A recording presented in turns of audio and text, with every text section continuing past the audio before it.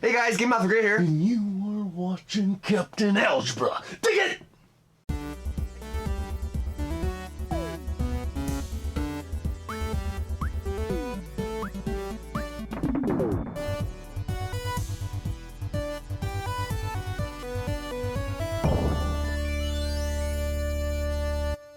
Hey everybody, Captain Algebra here. I'm here with my pickups from November of 2020. I'm going to start this off with a trade I did with 8-Bit Glitch.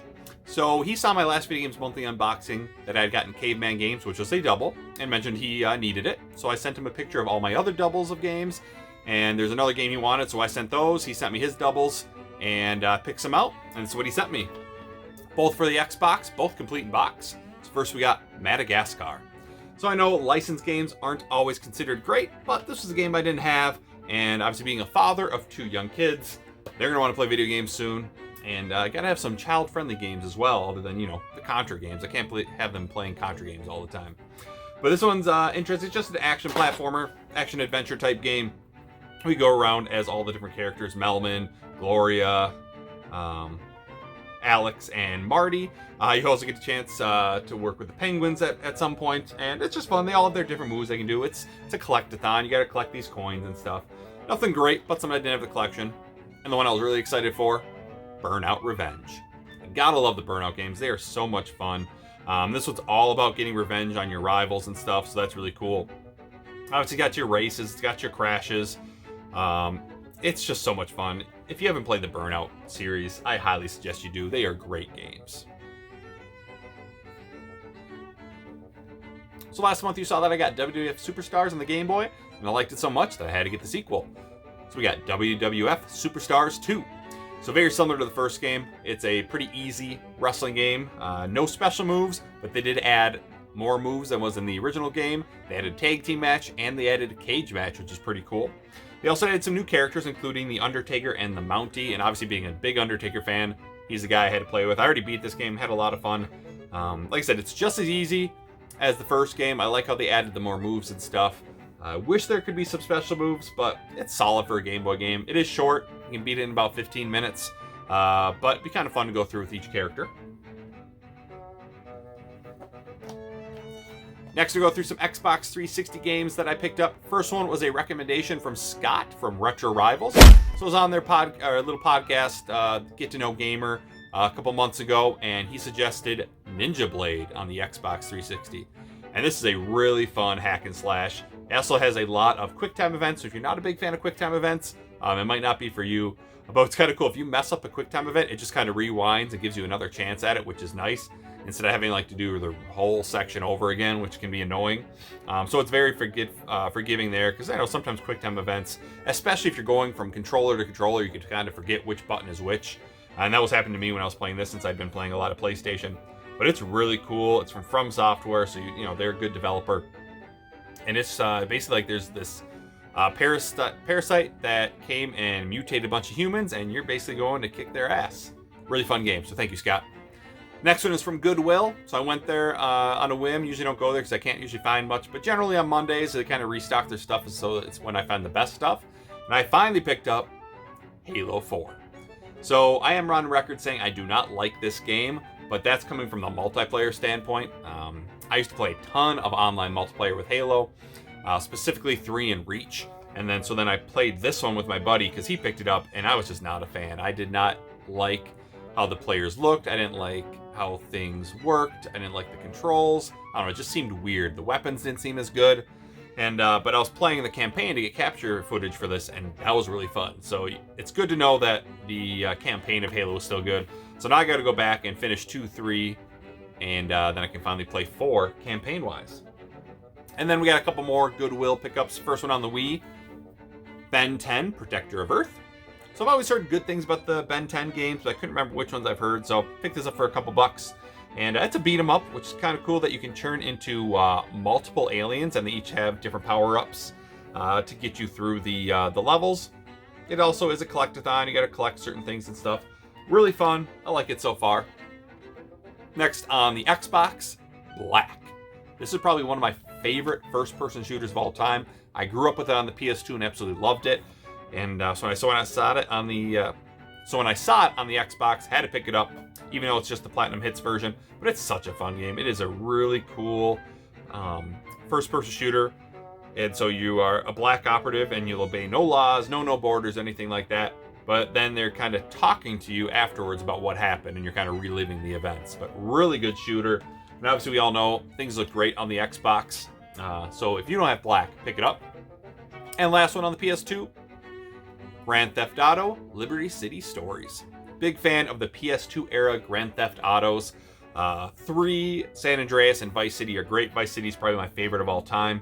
Haven't really gotten into 4 and 5. And so when I saw this, I'm like, yeah, well, that's what I want to pick up. And it's just a solid Grand Theft Auto game. So wanted to add that to the collection. Next, we'll go with the Switch games. So first one we picked up was A Hat in Time. So I was at Best Buy picking up another game. And I was like, hey, this looks interesting. I feel like I've heard about it. And it is a 3D platformer where you get in trouble and you lose all these hourglasses that power your ship. And then so you have to go on a quest to find them all. And as you go, you can get different hats that have different power-ups. And it's just a solid 3D platformer. So it's nice, kind of in the same vein of your Donkey Kong 64s, your Banjo-Kazooie, stuff like that. Then the game I was out looking for, Legend of Zelda Link's Awakening. As you guys know, that Switch games never go on sale, and this dropped to $39.99. So I'm like, yep, I'm going to pick that up finally. So I love Link's Awakening on the Game Boy, so I thought I would pick up the remake.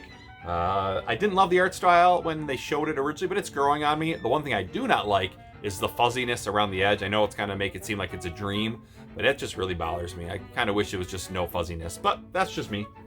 And then the last Switch game I was very excited for. It's the first Switch game I've ever pre-ordered, and that is Hyrule Warriors Age of Calamity. So I absolutely love Hyrule Warriors on the Wii U. It is an amazing game.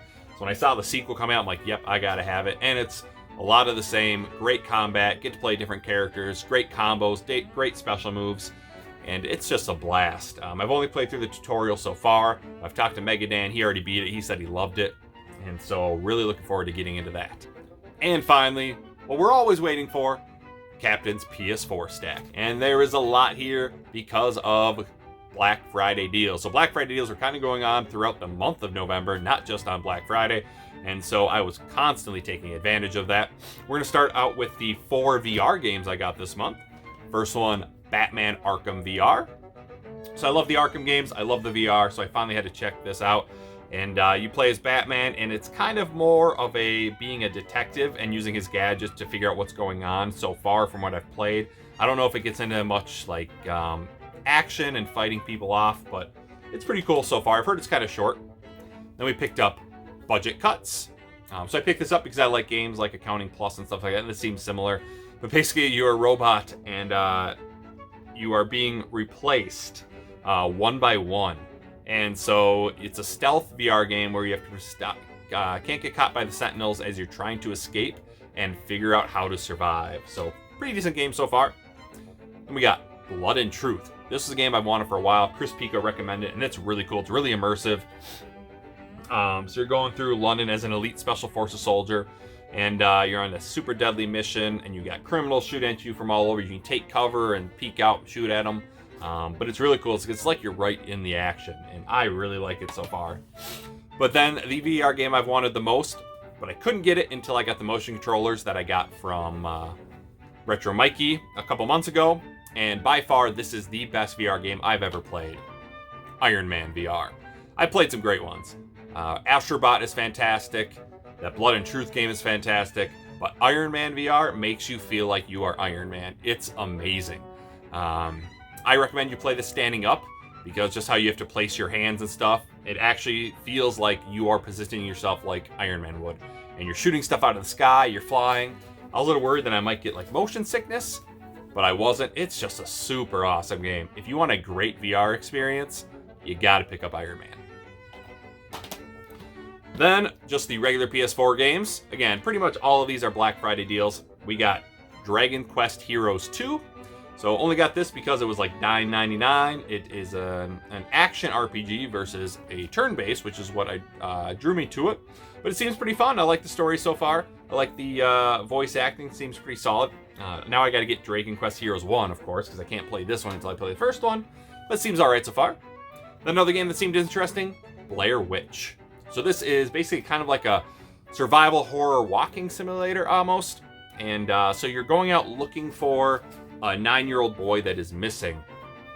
And you go into the woods, you grab a walkie-talkie, you tell the cops that you're helping out for the search, and you've got a dog there, which is really cool. Bullet can help seek stuff out if he gets a sniff of stuff, but you also reprimand him, pet him, tell him to stay close to you, and he warns you when danger's around and stuff like that.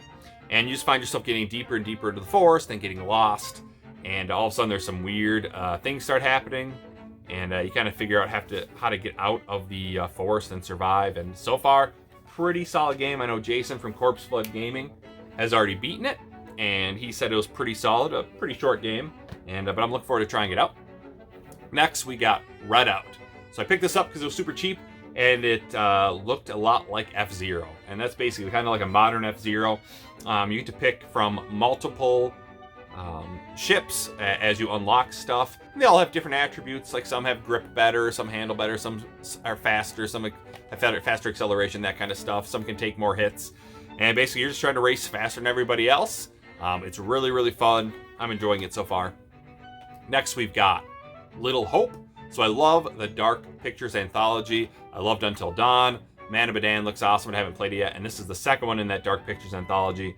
And so basically this one is you're on a bus and you crash in right by Little Hope, the little town, and you're trying to figure out what happens. And you've got one girl who wants to go back to the bus, but she keeps leaving, and then she comes right back and ends up where you guys are, and she doesn't know what's going on. She doesn't turn around at all. And so the whole group tries to do that, and the same thing happens. They basically get turned around, even though they're walking straight the whole time. So it's very mysterious. Got to figure out what's going on. And this entire time, you got this little girl that's like appearing from behind you, and you don't see her. She's kind of like watching you, which is super creepy because little children can be creepy. And so really cool so far, but I want to play Man of Medan first. Next, we got Indivisible. This is an RPG, and you play as this girl whose dad gets killed, and so you want to get revenge.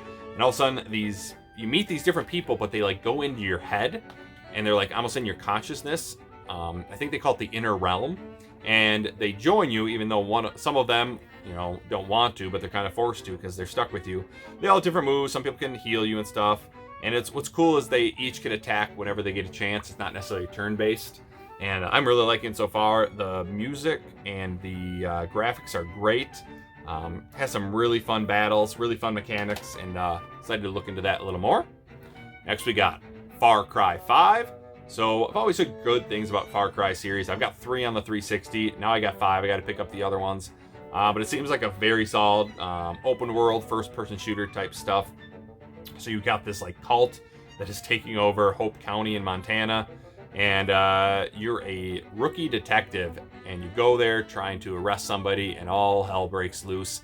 You escape, but you find out like even the dispatch for the police is part of this cult. So you got to find a way to get hell out without much help. So really cool game. Then we got Predator Hunting Grounds, because Jason from Corpse Flood Gaming showed me that it was at $9.99. I'm like, yep, gonna pick that up. So I actually played this. It's online only, and the footage you're seeing is when I played it with the older ass retro gamer Chris Pico, and it's a lot of fun. So you're a group of 4 humans, and you're trying to complete some objectives while another person is the predator trying to kill you. So it's really cool. You can either complete the objectives and escape, or you can try to kill the predator. Lots of fun things, and like I said, it's really good playing with friends. It kind of reminds me of Friday the 13th, but a little more action-oriented because of the objectives and being like a first-person shooter. So really like it so far. Then we've got Marvel Avengers, which came with this sweet free steelbook case. And this is another one that, I heard good things about, but when I don't buy a lot of games day one. And so I just saw it come down to a good price for Black Friday, so I picked it up. It just seems like a fun Avengers Marvel game. And I've only played briefly, but you got a chance to play with each Avenger, and it looks awesome. You get to do some of their sweet moves that you see like in the movies and stuff. So really excited about that. And then the last game, a game that many are considering for Game of the Year. I've heard nothing but great things about this. And most PS4 games drop in price pretty quickly. This one was staying up there, so as soon as I saw it drop for Black Friday, I'm like, yeah, I'm going to grab it. And it's Ghosts of Tashima. Excellent open world kind of samurai game. I almost said stealth, but that's against the samurai's tradition. They don't find honor in stealth, so it's kind of cool. You're running through the end, the beginning, the woman saves you. And she goes, oh, we can sneak up and kill them all. She goes, that's dishonorable. So he walks up and announces his presence, and then proceeds to slaughter all of them. So really fun fighting mechanics. And it's just a really solid game. I'm really looking forward to getting through this. Because like I said, I've heard nothing but good things. So there you go. There are my pickups for November of 2020. A lot of good stuff from Black Friday. Mostly PS4, of course. I looked at some Switch stuff, but generally Switch stuff doesn't come down much at all, even on Black Friday, so I just let most of it go. But let me know what you think. What is your favorite game that I picked up this month? What is one of these games that I should play through soon? And go right to the top of my backlog. Okay. Thanks for watching, everybody. Until next time, this is Captain Algebra, signing off.